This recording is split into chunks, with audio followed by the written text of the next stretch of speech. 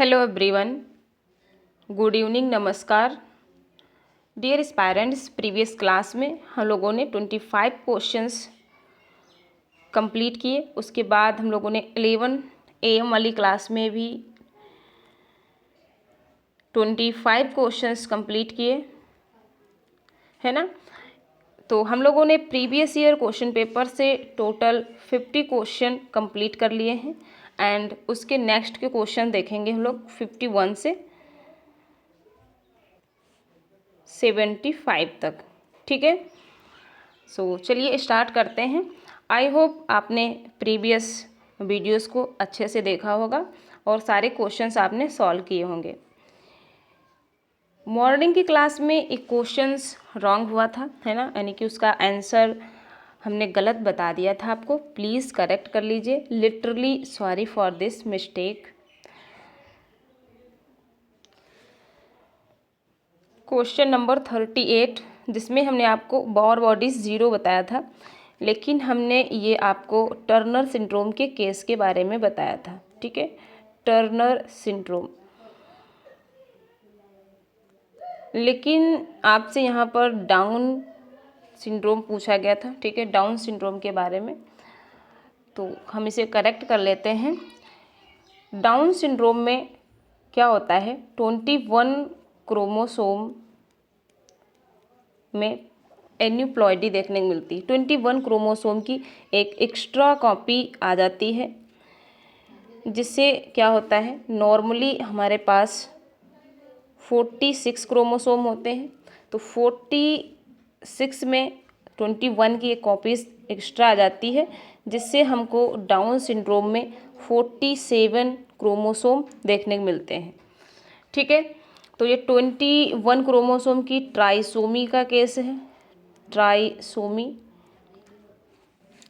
And x female की बात की गई है, तो यहाँ पर फीमेल में जो फीमेल क्रोमोसोम है वो XX नॉर्मल ही रहते हैं।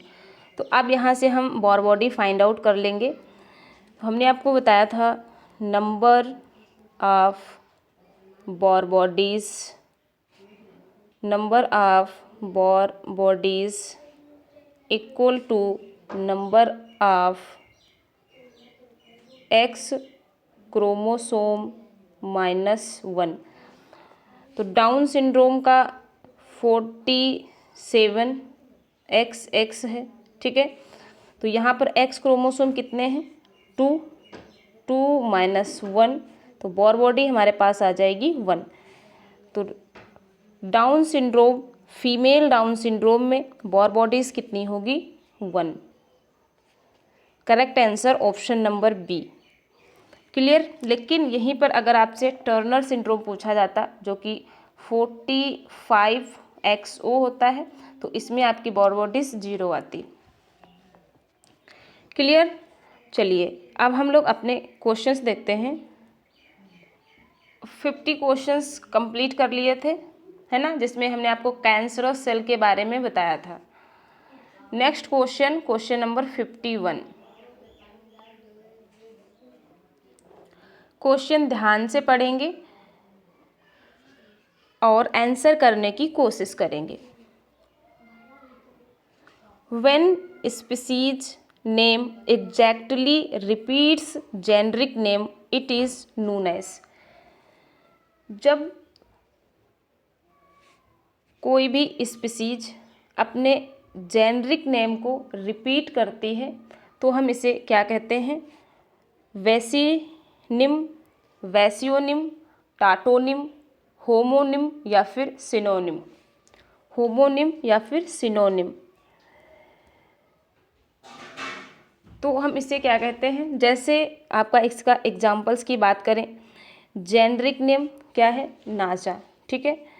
एंड स्पीसीज नेम भी क्या है, नाजा। और ये आपका किंग कोबरा का साइंटिफिक नेम है, नाजा नाजा। तो जेनरिक नेम और स्पीसीज नेम सेम है ना, यानी कि जेनरिक नेम रिपीट हो रहा है एग्जैक्टली स्पीसीज नेम की तरह। तो जहाँ पर generic name and species name same होते हैं, उसे हम क्या कहते हैं, टॉटोनिम। ठीक है, उससे हम क्या कहते हैं, टाटोनिम। क्लियर। सिनोनिम में एक ही स्पीसीज की डिस्कवरी हुई हो, ठीक है, दैट मीन्स किन्हीं दो अलग अलग स्पीसीज की डिस्कवरी हुई हो लेकिन उनके कैरेक्टरिस्टिक फीचर सिमिलर हो, तो फिर उनके नेम भी सेम रखे गए हों तो उन्हें हम सिनोनिम कहेंगे, ठीक है। उस ऑर्गेनिज्म के जो स्पीसीज का नेम है अगर वो सेम है तो उन्हें हम सिनोनिम्स कहते हैं। चलिए next, lineage system of plant classification is based on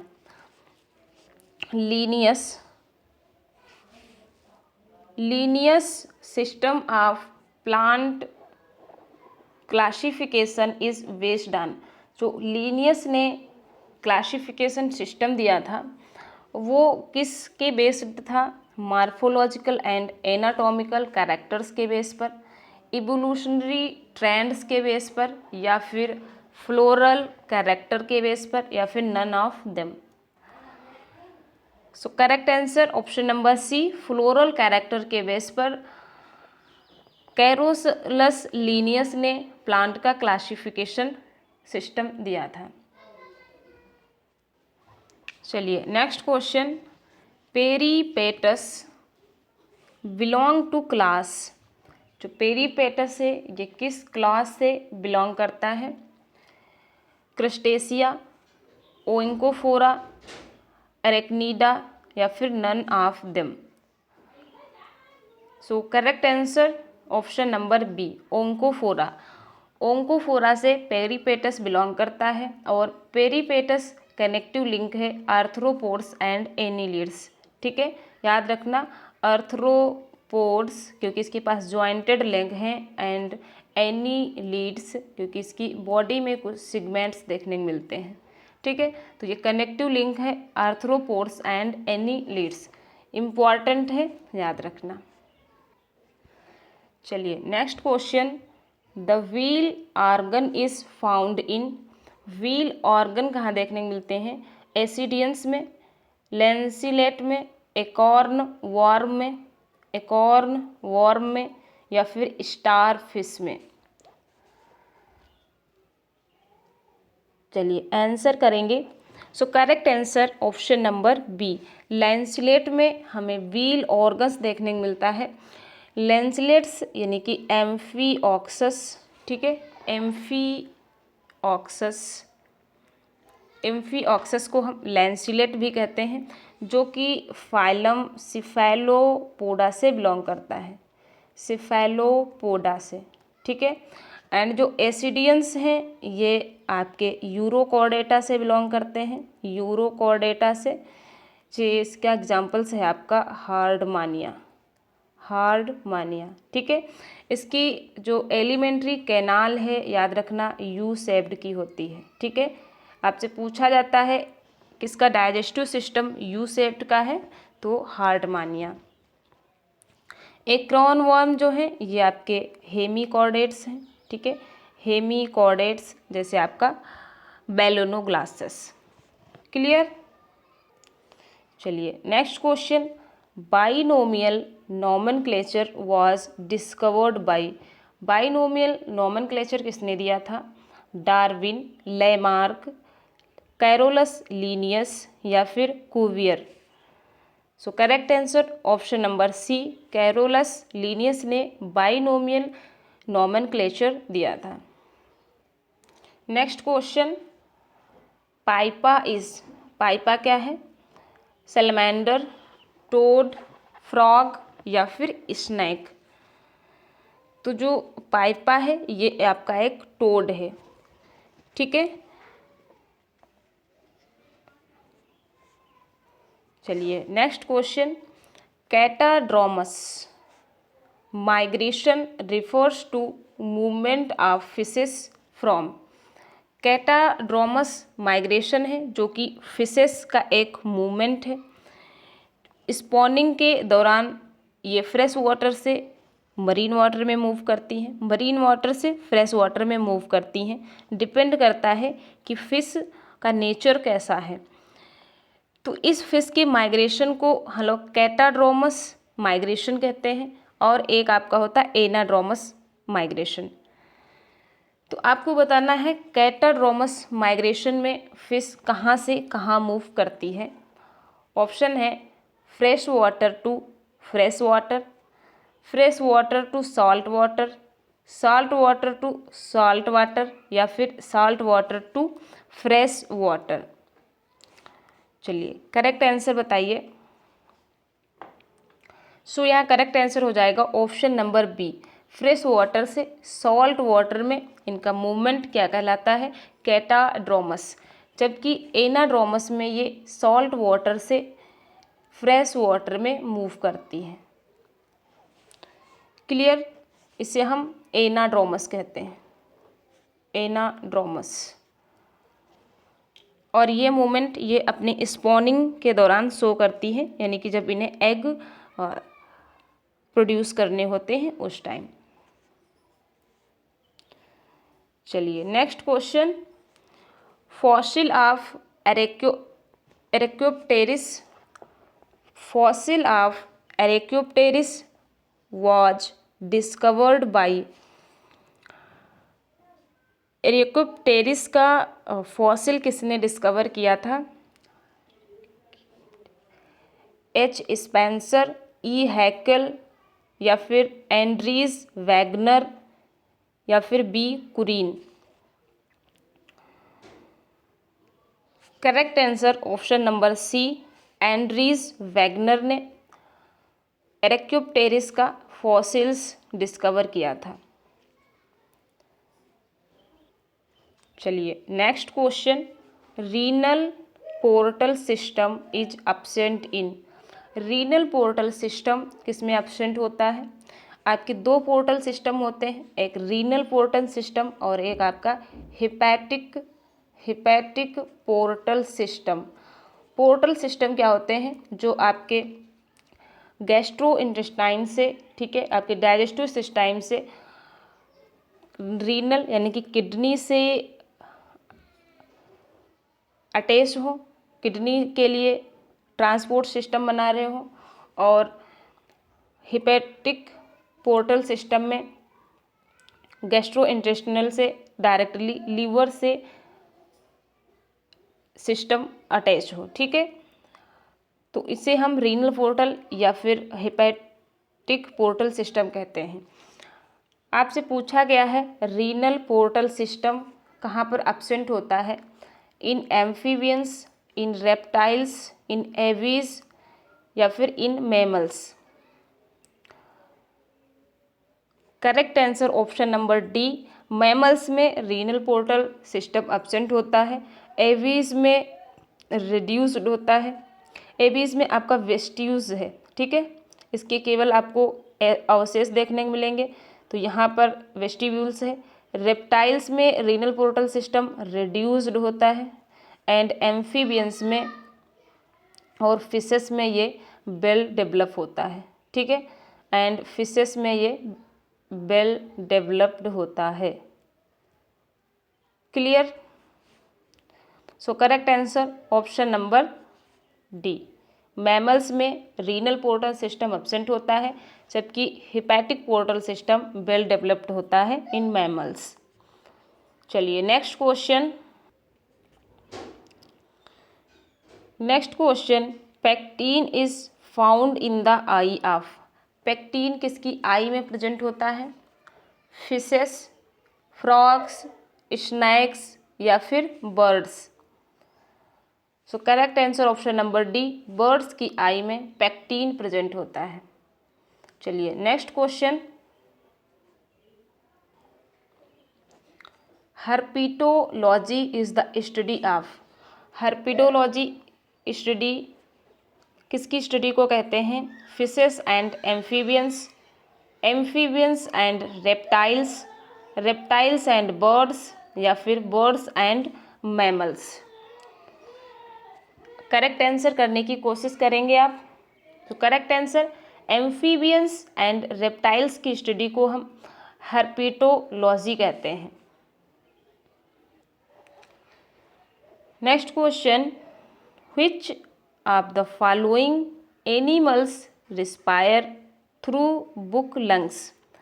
इनमें से कौन सा एनिमल्स बुक लंग के थ्रू रिस्पायरेशन करता है? किंग क्रैब, स्कॉर्पियन, प्रॉन या फिर octopus.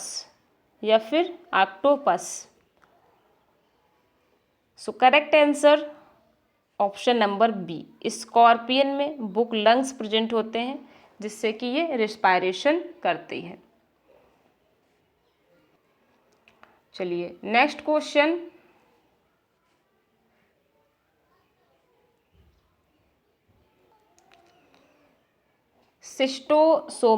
Schistosoma is commonly called. Schistosoma किसे कहते हैं? Liver fluke, dog tapeworm, blood fluke या फिर sheep fluke. So correct answer option number A, liver fluke, जिसे हम फैसियोला हिपेटिका भी कहते हैं। ये हमारे इंटेस्टाइन का इंडो पैरासाइट्स है जो कि सिस्टोमेसिस डिजीज को कॉज करता है। क्लियर? चलिए नेक्स्ट क्वेश्चन।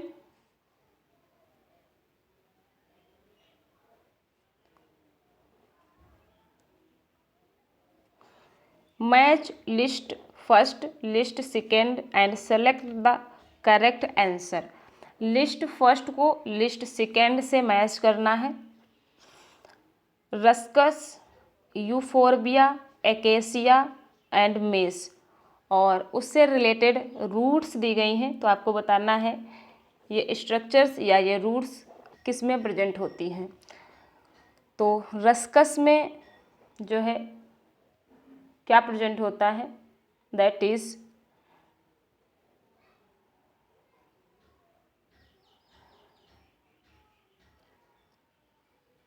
रस्कस में क्लेडोड प्रेजेंट होते हैं, ठीक है, क्लेडोड। एंड जो यूफोरिया है, यूफोर्बिया, इसमें फिलोक्लेड। एंड एकेसिया में आपको फिलोड देखने को मिलेंगे, ठीक है। ये सभी मॉडिफिकेशंस हैं स्टेम के एंड लीफ के। एंड जो मेज है इसमें आपको स्टिल्ट रूट देखने को मिलेंगी, ठीक है।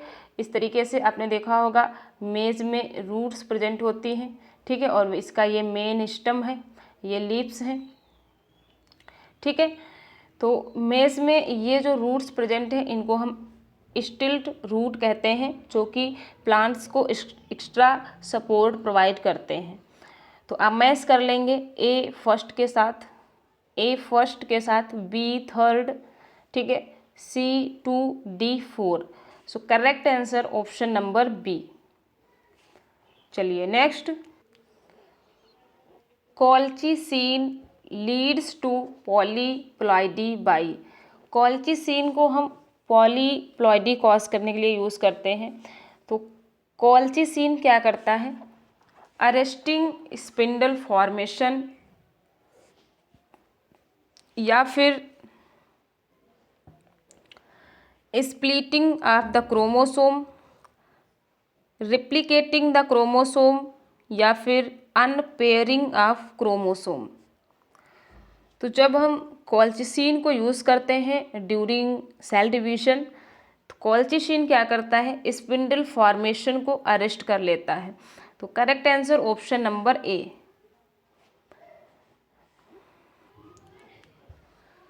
चलिए next question important. Garner and Allard are related with. Garner and Allard scientist हैं जो किस डिस्कवरी से रिलेटेड हैं? फोटोलाइसिस, फोटोफास्फोराइलेशन, फोटोट्रॉपिज्म या फिर फोटोपीरियोडिज्म। चलिए आंसर करिए आप। जो कार्नर एंड एलार्ड हैं ये फोटोपीरियोडिज्म से रिलेटेड हैं। So correct answer option number D. चलिए next question. The correct molecular formula of chlorophyll A. Chlorophyll A जो कि एक प्लांट पिगमेंट है ना, फोटोसिंथेसिस में इसका रोल है। तो आपको क्लोरोफिल ए का मॉलिक्यूलर फार्मूला बताना है। C55H77O6N4Mg या फिर C55H70O5N4Mg या फिर C55H72O5N4Mg या फिर C55H70O6N4Mg। चलिए करेक्ट आंसर बताने की कोशिश करेंगे आप। Correct answer option number C50H72O5N4 ये आपका क्लोरोफिल ए का मॉलिक्यूलर फार्मूला है। ठीक है, एंड C55H70O6N4Mg ये आपका क्लोरोफिल बी का फार्मूला है। तो आप दोनों के ही फार्मूले से याद रखना, क्वेश्चन पूछा जा सकता है। चलिए next question, oxygen in atmosphere has been formed by. Atmosphere में ऑक्सीजन किसके थ्रू बनी थी? Evaporation of water, metabolism of micro organism या फिर डिकेइंग ऑर्गेनिजम्स या फिर photosynthesis of blue green algae. So correct answer option number D, जो blue green algae हैं जिन्हें हम साइनोफाइसी के अंतर्गत रखते हैं, ये blue green algae photosynthetic bacteria हैं जो कि फोटोसिंथेसिस के दौरान ऑक्सीजन को इवॉल्व करते हैं। ठीक है, सो correct answer option number D. और यही सबसे प्रिमिटिव ऑर्गेनिज्म है जो कि आपके प्रोकैरियोटिक हैं। चलिए next question, which scientist in his recapitulation theory state that ontogeny recapitulates phylogeny.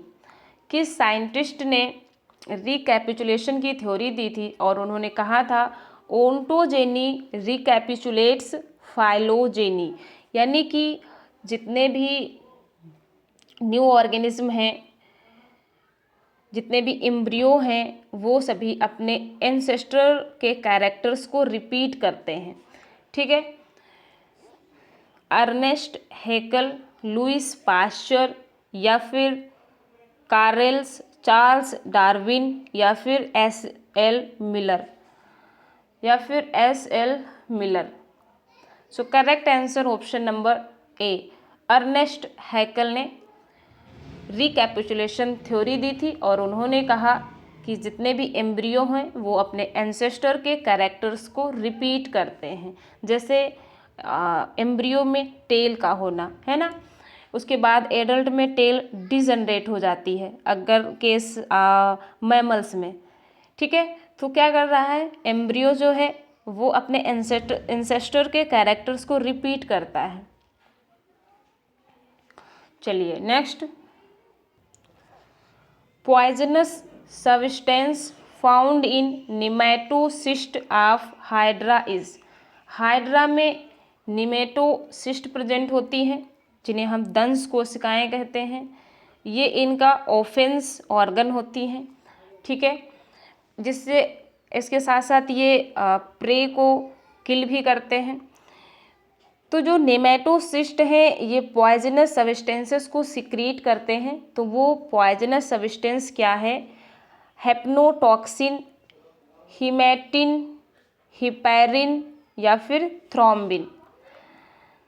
So correct answer क्या हो जाएगा? ऑप्शन नंबर ए, हेप्नोटॉक्सिन।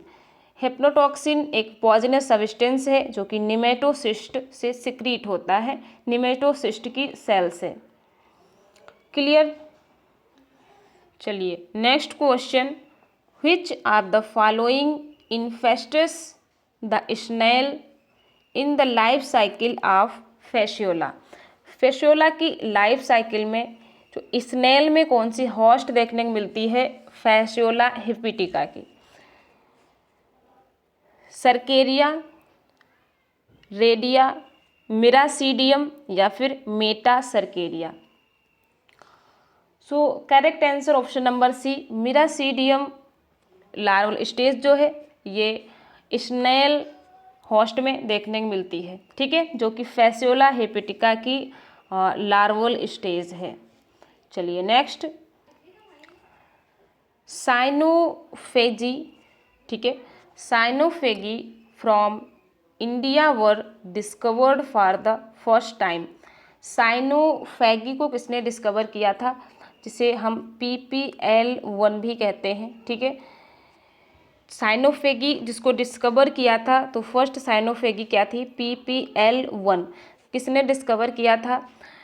MOP आयंगर या फिर TB deci कैचरी,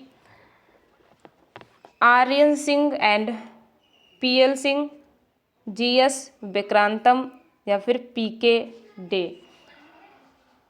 so correct answer that is option number B, R N Singh and PL Singh ने PPL1 साइनोफेगी की discovery किया था, ठीक है। साइनोफेगी क्या है आप बताएंगे? एल्गी और वायरस। इसके साथ साथ आप बताएंगे बैक्टीरियोफेज की डिस्कवरी किसने किया था? बैक्टीरियोफेज की। जो बैक्टीरियोफेज है ये बैक्टीरियल ईटर सेल है, ठीक है, यानी कि बैक्टीरिया को ईट करने वाला वायरस है जिसे हम बैक्टीरियोफेज कहते हैं, जिसकी डिस्कवरी TM टॉर्ट ने की थी, ठीक है, TM टॉर्ट ने। एंड जो साइनोफेजी है ये वायरस है और ये जो ब्लू ग्रीन एल्गी हैं उनको उनके ऊपर अटैक करता है, ठीक है, तो इसे हम साइनोफेगी कहते हैं। तो ये क्या है? एक टाइप का वायरस है। Clear? Now next question, vascular arbuscular mycorrhiza in plant roots is produced by. Vascular arbuscular mycorrhiza, VAM की बात हो रही है ना। तो इसमें क्या होता है, जो फंगल हाइफी हैं, फंगल हाइफी ये प्लांट की रूट के साथ एसोसिएशन शो करती हैं, ठीक है, और कहाँ पर? रूट्स के कॉर्टेक्स के साथ, रूट्स में कॉर्टेक्स रीजन में इंटर कर जाती हैं। तो इसे हम इंडोमाइकोराइजा भी कहते हैं, इंडोमाइकोराइजा।